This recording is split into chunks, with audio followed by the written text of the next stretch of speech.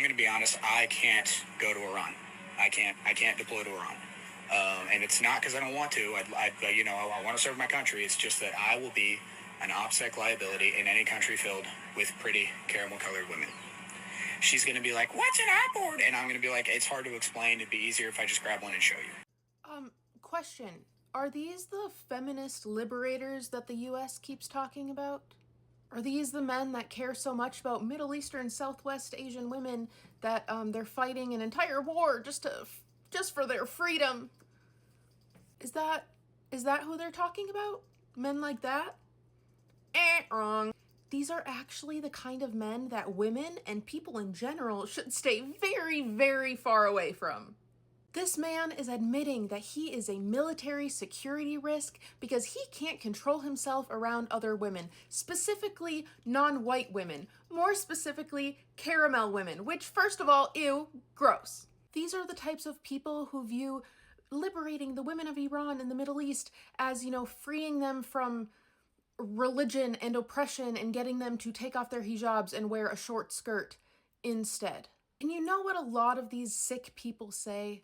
They say, oh, when these women are free, they should take off their hijabs and they should burn their hijabs and wear tight clothing and go to a club and dance and make an OnlyFans account and be free from the shackles of Islam. And yes, these are actual comments I've seen and personally received myself when discussing this with other people. They view liberation more so as a fetishization of women's bodies because Middle Eastern or Southwest Asian women are exotic and they're different and they need white saviors to come and free them. It was never about women being free, and it was always about sexual exploitation.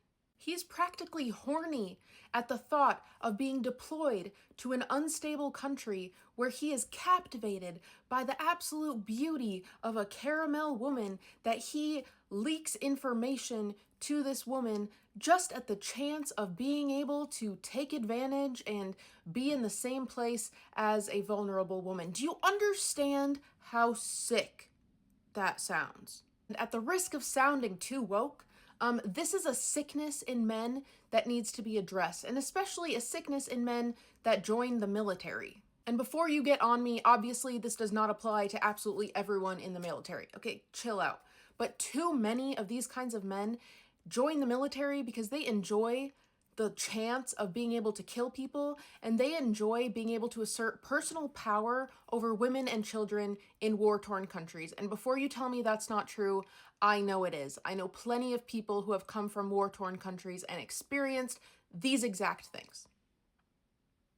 Women and children, and even men, I mean, we don't need to go into detail about things that have happened to men too, but women and children and men are never safe overseas when these types of military positions and these types of military men are deployed and involved. And you know what? This isn't just exclusive to men in the US and the US military. Okay, this is just men.